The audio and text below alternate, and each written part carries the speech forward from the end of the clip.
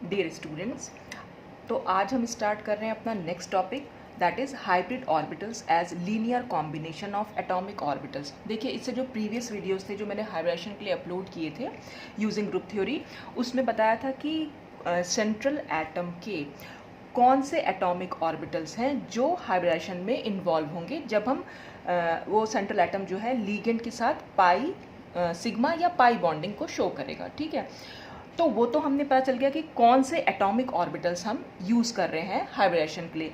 तो we have found the nature of atomic orbitals required for hybridisation in order to form sigma और pi bonding to the ligands. ठीक है, ligands के साथ central atom की जो पाई बॉन्डिंग या सिग्मा बॉन्डिंग होगी तो उसमें कौन से एटॉमिक ऑर्बिटल्स उसमें यूज़ हुए हैं।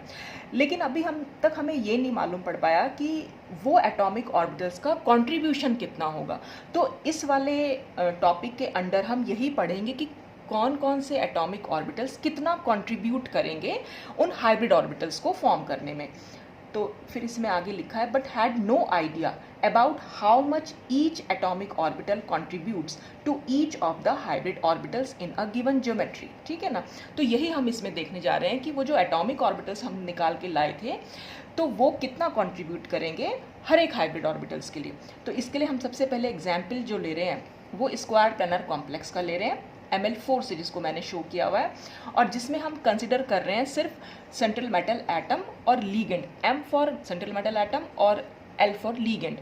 लीगेंड मीन्स साइड एटम्स जो होंगे, तो मेटल लीगेंड सिग्मा बॉन्डिंग को सिर्फ हम कंसिडर कर रहे हैं, पाई बॉन्डिंग की बात नहीं हो रही है। तो in this case metal M uses its dx square minus y square s px and py, यानी कि हमारा dsp2 हाइब्रिड ऑर्बिटल्स जो है वो यूज़ होंगे। और ये मैं आपको सिग्मा बॉन्डिंग जब मैंने समझाई थी स्क्वायर प्लानर के केसेस में, तो वहाँ पर मैं डिस्कस कर चुकी हूँ। तो ये ऑर्बिटल्स कैसे निकल के आए हैं इसके लिए आप प्रीवियस वीडियोस देखिएगा। देखिए, अगर आपने प्रीवियस वीडियोस देखे हैं तभी आपको ये समझ में आएगा, अदरवाइज नहीं समझ में आने वाला।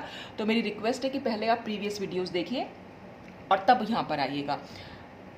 For producing 4 equivalent hybrid orbitals for sigma bonding to the ligands. ठीक है, सिग्मा बॉन्डिंग के साथ लीगेंड्स के साथ जो sigma bonding hybrid orbital show करेंगे, तो वो कौन से हाइब्रिड ऑर्बिटल्स हम यहाँ पर यूज़ कर रहे हैं, मतलब कौन से एटॉमिक ऑर्बिटल्स आपस में मिक्स हो रहे हैं और वो हाइब्रिड ऑर्बिटल्स फॉर्म कर रहे हैं। तो वो ये 4 ऑर्बिटल्स हैं। Their symmetries have been worked out to be B1g, A1g and EU respectively. और वहाँ पर हमने जब इनका ये निकाल के लाए थे इन ऑर्बिटल्स को, तो फिर इनकी सिमेट्री भी देखी थी जब हमने कैरेक्टर टेबल देखी थी स्क्वायर प्लानर कॉम्प्लेक्सेस यानी D4H के लिए। तो वहाँ से हमें इसकी सिमेट्री भी मालूम पड़ी थी। तो dx square minus y square B1g representation के लिए बेसिस बना रहा था, A1g के लिए जो थे वो S ऑर्बिटल जो है बेसिस बना रहे थे, और EU रिप्रेजेंटेशन क्योंकि हमारी 2 डायमेंशनल रिप्रेजेंटेशन है, तो यहाँ पर भी हमारे 2 ऑर्बिटल्स निकल के आए थे, PX एंड PY। ठीक है, ये सब कुछ प्रीवियस वीडियो में एक्सप्लेन हो चुका है। Let these hybrid sigma orbitals be represented by phi1, phi2, phi3 and phi4। अब सपोज हमने इन्हीं चारों ऑर्बिटल्स को इस तरह से शो कर दिया, phi1, phi2, phi3 और phi4 की तरह। तो these phi's must be expressed in terms of LCAOs। अब ये LCAOs का मतलब linear combination of atomic orbitals involving S, Px, Py and D orbitals with appropriate coefficient. तो इन साइज को जो भी हमने यहाँ लिखे हैं उनको हम रिप्रेजेंट, देखिए साई आई का मतलब आई का नंबर कुछ भी हो सकता है, 1 2 3 4, और एस यहाँ पर साई की प्लूरल फॉर्म ले ली। तो जितने भी साइज हमने यूज़ किए हैं वो इसका मतलब हुआ ये। ठीक है, तो ये जो साइज हैं इनको हम एक्सप्रेस कर सकते हैं जो ये वाले ऑर्बिटल्स हैं इनके लीनियर कॉम्बिनेशन के टर्म में। और इन लीनियर जब हम ये लीनियर कॉम्बिनेशन बनाएंगे इन ऑर्बिटल्स का, तो इनके कोफिशिएंट्स भी इनके साथ हम लिखेंगे। तो किस तरह से हम शो कर सकते हैं वो नेक्स्ट पेज पे है। तो पहले आप इसका स्क्रीनशॉट ले लीजिए।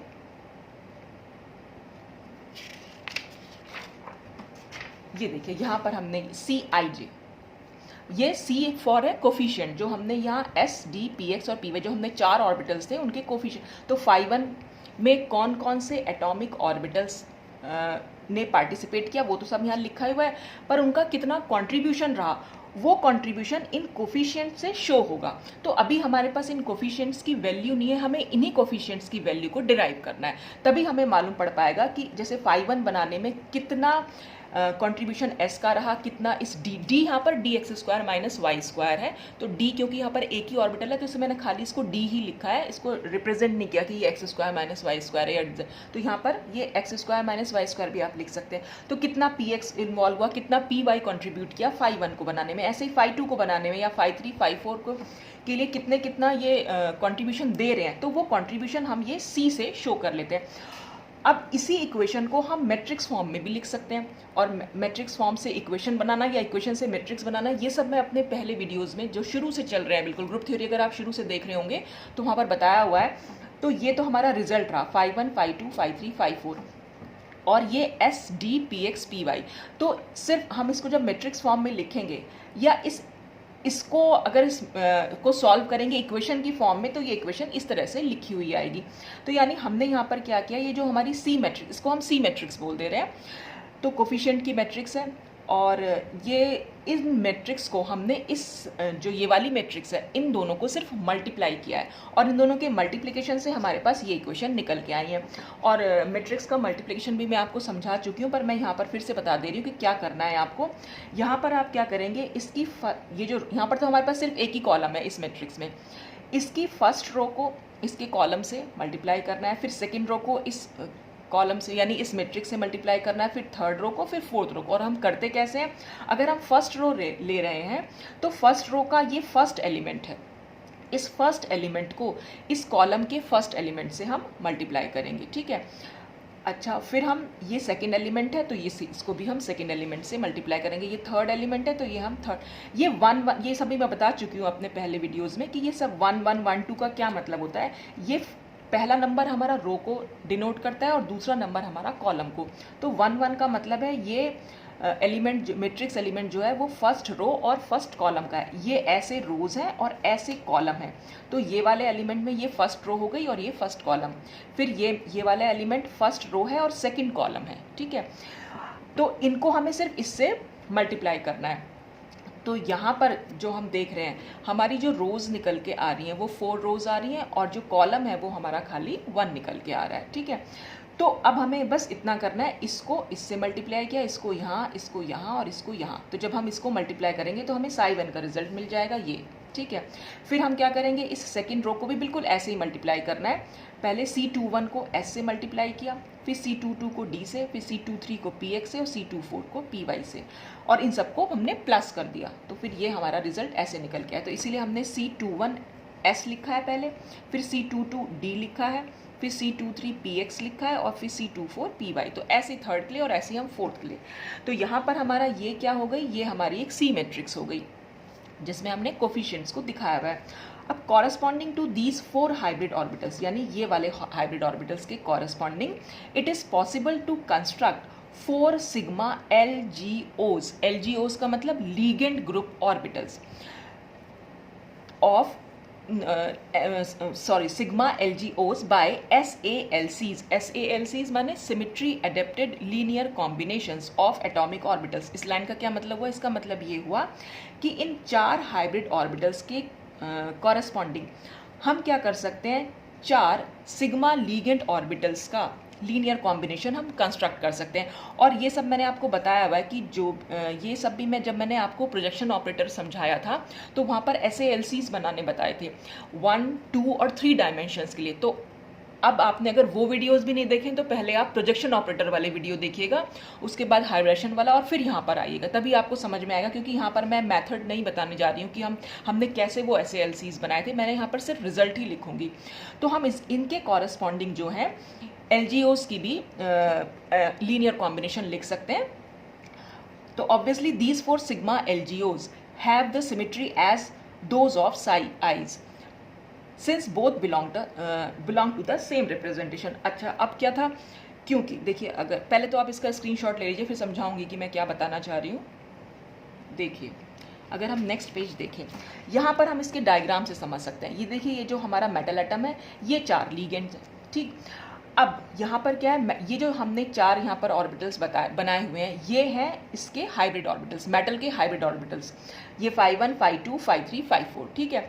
और ये जो हमने ऑर्बिटल्स बनाए हैं सिग्मा 1 सिग्मा 2 सिग्मा 3 सिग्मा 4, ये है लीगेंड ऑर्बिटल्स, ठीक है, लीगेंड के ऑर्बिटल्स जो हैं। तो इन लीगेंड के ऑर्बिटल्स का जो अब क्या होगा, ये लीगेंड के ऑर्बिटल्स इस हाइब्रिड ऑर्बिटल से कंबाइन करेंगे, ठीक है, बॉन्ड फॉर्म होना है, सिग्मा बॉन्ड अगर बनना है तो ये हाइब्रिड ऑर्बिटल, जो 4 हाइब्रिड ऑर्बिटल्स हैं, ये 4 लीगेंड के ऑर्बिटल से कंबाइन करेंगे। और ये तभी कंबाइन कर सकते हैं जब इन दोनों ऑर्बिटल्स की या इनकी मतलब मेटल के ऑर्बिटल्स की और लीगेंड के ऑर्बिटल्स की सिमेट्री जो है वो सेम होगी, तभी इन दोनों का कॉम्बिनेशन पॉसिबल है, ठीक। तो यही चीज़ इसमें यहाँ पर बताई हुई है, क्योंकि यहाँ पर ये दोनों, ये जो 4 सिग्मा एलजीओज हैं हमारे, ये जो 4 सिग्मा एलजीओज हैं, they have the same symmetry as those of size since both belong to the representation. Same representation कौन सी थी, देखिए जब मैंने आपको अभी जब ये बताया था हाइब्रिडेशन जब इन्वॉल्विंग सिग्मा बॉन्डिंग थी, जब मैंने वो बताया था और मैंने वहाँ पर स्क्वायर प्लानर कॉम्प्लेक्स का एग्जाम्पल लिया था, तो हमारा जो इरिड्यूसिबल रिप्रेजेंटेशन बन के आई थी, मतलब जो रिड्यूसिबल रिप्रेजेंटेशन को हमने रिड्यूस कराया था वो इस फॉर्म में आई थी, हमारे पास 3 रिप्रेजेंटेशन वहाँ पर निकल के आई थी, ठीक। ये आप वहाँ पर चेक कीजिएगा, सिग्मा बॉन्डिंग वाला जो मतलब हाइब्रिडेशन जिसमें हमने सिग्मा बॉन्ड यूज़ किया है और एग्जाम्पल लिया है स्क्वायर प्लानर कॉम्प्लेक्स, और यही सेम रिप्रेजेंटेशन तब निकल के आई थी जब मैंने PTCl4 का एग्जाम्पल लिया था। ये स्क्वायर प्लानर कॉम्प्लेक्स है, हमारा PTCl4 भी स्क्वायर प्लानर कॉम्प्लेक्स है, और जब मैंने वहाँ पर लीगेंड ग्रुप ऑर्बिटल्स के SALCs बनाए थे, और SALCs वहाँ पर कैसे फॉर्म किए थे, प्रोजेक्शन ऑपरेटर की हेल्प से, तब भी हमारी यही रिड्यूसिबल रिप्रेजेंटेशन हमारी इन 3 इरिड्यूसिबल रिप्रेजेंटेशन में स्प्लिट हुई थी। तो आप देखिएगा पहले वो दोनों वीडियोस, ठीक है, और आप देखेंगे कि यही सेम रिप्रेजेंटेशन हमारी इन सिग्मा एलजीओस के लिए निकली थी और यही सेम रिप्रेजेंटेशन हमारी मेटल हाइब्रिड ऑर्बिटल्स के लिए भी निकल के आई है, ठीक है। और फिर हम क्या कर रहे हैं, इन्हीं एलजीओस को यानी ये सिग्मा ऑर्बिटल्स को हम कैसे लिख सकते हैं, ये भी मैंने आपको बताया था कि जब हम प्रोजेक्शन ऑपरेटर अप्लाई करेंगे, हम φ1 पर हम वहाँ पर मैंने सिग्मा की फॉर्म में लिखा हुआ था, आप देखिएगा वहाँ पर जाकर कि A1G पर जब हमने प्रोजेक्शन ऑपरेटर अप्लाई किया था, मतलब सिग्मा 1 वहाँ पर लिया हुआ था और A1G रिप्रेजेंटेशन के लिए हमने प्रोजेक्शन ऑपरेटर अप्लाई किया था, तो हमारा answer sigma 1 sigma 2 plus sigma 3 plus sigma 4 आ रहा था, ठीक है। और जब हमने उसे B1G पर अप्लाई किया था तो हमारा sigma 1 minus sigma 2 plus sigma 3 minus sigma 4 आ रहा था। और फिर हमने EU रिप्रेजेंटेशन के लिए निकाला था, EU रिप्रेजेंटेशन के लिए हमारे 2 वेव फंक्शन निकल के आए थे, एक ये था और दूसरा ये था। अब यहाँ पर क्या हुआ, ये जो आगे कोफिशिएंट लिखे हुए यानी कि ये नॉर्मलाइजेशन कांस्टेंट है, और मैंने आपको बताया भी था, इनमें तो मैंने आपको नॉर्मलाइजेशन कांस्टेंट बताया भी था कि कैसे निकल के आया, मैं फिर से आपको एक बार बता देती हूँ। हमने जब वहाँ पर चेक किया, जब SALCs बनाए थे तो हमारा रिजल्ट खाली इतना रहा था, और यहाँ पर मैंने φ1 φ2 φ3 φ4 लिखा है, वहाँ पर मैंने इनको सिग्मा 1 सिग्मा 2 सिग्मा 3 सिग्मा 4 से, ये सिग्मा 1 सिग्मा 2 सिग्मा 3 सिग्मा 4 है, चाहे तो आप सिग्मा 1 सिग्मा लिख दीजिए, चाहे आप फाई लिख दीजिए, एक ही बात है। हमने फाई क्यों लिखा है, क्योंकि आगे हमारा रिजल्ट फाई से ही आ रहा है, तो हम इसलिए इसको फाई से डिनोट कर दे रहे हैं, उससे कोई फर्क नहीं पड़ेगा, रिजल्ट आपका सेम रहेगा, ठीक है। तो हमारा सिर्फ इतना आंसर आ रहा था। अब हमें इसको नॉर्मलाइज्ड वे में लिखना होता है। नॉर्मलाइज्ड कैसे कर सकते हैं हम, किसी को नॉर्मलाइजेशन कांस्टेंट लगाएंगे, और नॉर्मलाइजेशन कांस्टेंट का जो फॉर्मूला होता है वो हम क्या यूज़ करते हैं, ये मैंने आपको पहले भी बताया था कि n is equal to normalization constant 1/√c1 square plus c2 square plus c3 square, इस तरह से चलता चला जाएगा। जितने भी कोफिशिएंट, जितने भी यहाँ पर टर्म्स हमने यूज़ किए हैं, सबके कोफिशिएंट का स्क्वायर और उसका स्क्वायर रूट करना है। तो हमने 1 किया, और क्योंकि इनके आगे, अब ये हाफ कुछ नहीं है, अभी इनके आगे क्योंकि कोई कोफिशिएंट नहीं लिखा है तो हम इसको 1 मान लेते हैं। तो 1 square plus 1 square plus 1 square plus 1 square, क्योंकि ये 4 टर्म्स हैं यहाँ पर। तो आंसर क्या होगा, 1/√4, और इसको अगर हम सॉल्व करेंगे तो 1/2 आएगा। तो ये नॉर्मलाइजेशन कांस्टेंट है यहाँ पर, ऐसे ही इसका निकाल लिया और इसका 1/√2 निकलेगा और ये 1/√2 निकलेगा। तो ये SALCs जो है हमारे निकल के आए थे प्रोजेक्शन ऑपरेटर की हेल्प से। तो मैं फिर से बोल रही हूँ आपको कि वो वीडियो ज़रूर देखें, क्योंकि यहाँ पर मैंने सिर्फ रिजल्ट लिखा हुआ है, ठीक। तो 2 डायमेंशनल रिप्रेजेंटेशन के लिए ऐसे निकालते हैं और 1 डायमेंशनल के लिए हम इस तरह से, हमारा रिजल्ट आया था, ठीक। अब इन्हीं इक्वेशंस को अगर हम मैट्रिक्स फॉर्म में लिखना चाहें तो हम कैसे लिख सकते हैं। अच्छा, यहाँ पर SD PX PY क्यों लिखा हुआ है, ये भी मैंने आपको वहाँ समझाया था कि A1G के कॉरस्पॉन्डिंग हमें देखना था कि हमने किस ऑर्बिटल को बेस बनाया है। तो A1G क्योंकि हमारी टोटली सिमेट्रिक होती है, तो इसलिए टोटली सिमेट्रिक ऑर्बिटल ही वहाँ पर आया था।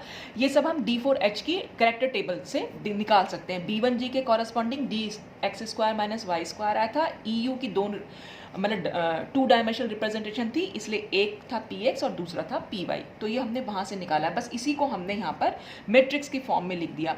तो यहाँ पर हमने सिर्फ कोफिशिएंट्स लिखे हैं और यहाँ हमने phi 1, phi 2, phi 3, यानी कि अगर हम इन कोफिशिएंट्स को इनसे मल्टीप्लाई करेंगे तो हमारा आंसर यही आएगा। ठीक है, ये इक्वेशंस हमारी बन के आ जाएंगी। तो हमने इसको इस तरह से लिख दिया। ठीक, अच्छा पहले आप इसका स्क्रीनशॉट ले लीजिए।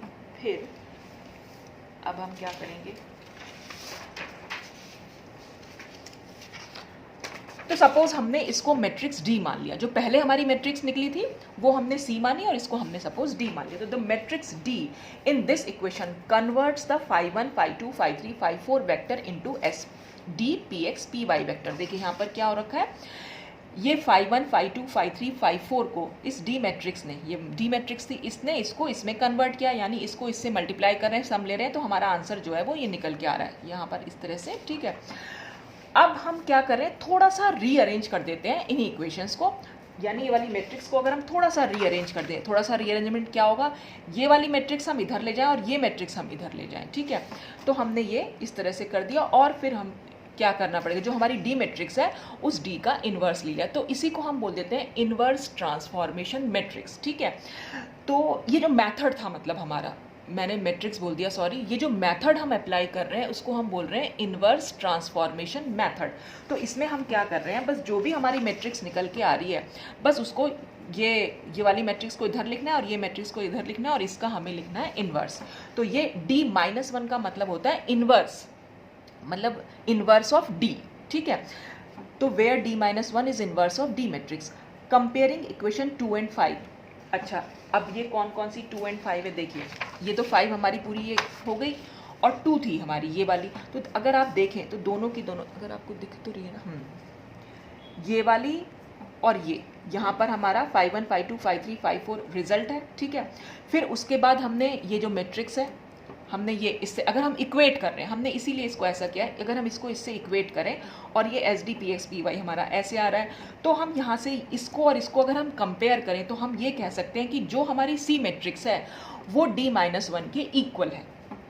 ठीक है ना, तो इसीलिए हमने इसको इन्वर्स, मतलब हमने जो इन्वर्स करा है, फिर हमने उसको सिर्फ इक्वेट करके देखा है 2 वाली जो हमारी मैट्रिक्स थी उसको 5 वाली मैट्रिक्स से, तो इक्वेट करने पर हमें ये मालूम पड़ा कि जो हमारी सी मैट्रिक्स थी वो D-1 के इक्वल आ रही है। ठीक, इक्वल हम उसको मान सकते हैं, मतलब तो comparing equation 2 and 5 we get the equivalence between Cij यानी सी मैट्रिक्स एंड D-1 यानी कि D inverse matrix, since these are orthogonal matrices. अब क्योंकि ये दोनों ऑर्थोगोनल है, देखिए ऑर्थोगोनल मैट्रिसेस क्या होती हैं, जहां पर उसका मैट्रिक्स का इन्वर्स और उसका ट्रांसपोज दोनों सेम हो जाएं। ठीक है, तो their inverses can be simply written as the transposes. Transposes में हम क्या कर, ट्रांसपोज करना क्या होता है, किसी भी मैट्रिक्स को ट्रांसपोज करने का मतलब होता है कि अगर हम सपोज इसका हमें ट्रांसपोज बनाना है तो हम क्या करेंगे, जो इसकी रो है उसको हम कॉलम बना देंगे दूसरी मैट्रिक्स, जब हम इसके साथ दूसरी मैट्रिक्स लिखेंगे तो इस रो का कॉलम बना देंगे या कॉलम को रो बना देंगे,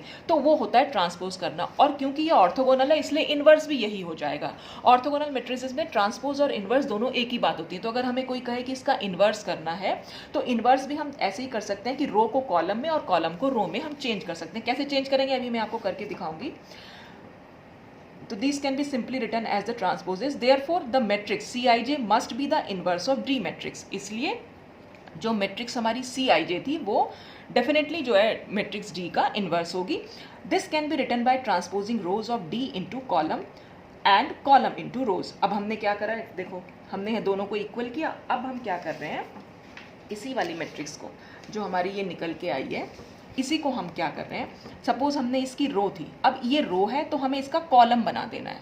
ठीक है, तो हम कॉलम कैसे बनाएंगे, ये रो है, 4 एलिमेंट्स कौन कौन से हैं, दो, चारों के चारों प्लस हाफ हैं, तो हमने ये पहला चारों के चारों प्लस हाफ लिख दिए।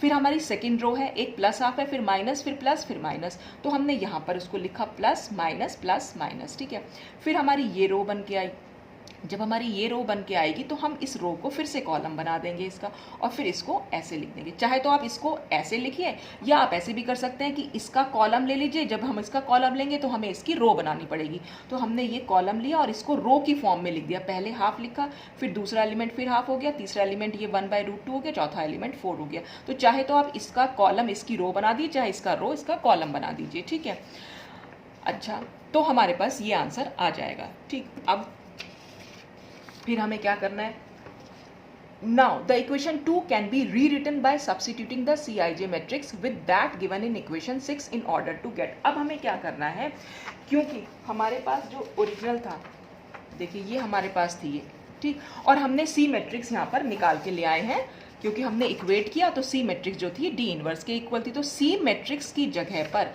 यानी इस ये वाली जगह पर हम ये सारे एलिमेंट्स जो हैं वो लिख सकते हैं, यानी कि C11 की जगह हम हाफ लिखेंगे, C12 की जगह हम हाफ लिखेंगे, C13 की जगह 1/√2 और C14 की जगह 0, ऐसे ही हम सेकंड वाले के लिखेंगे। तो हमने जब ये सब लिखा तो हमारे पास ये वाली मैट्रिक्स बन के आ गई।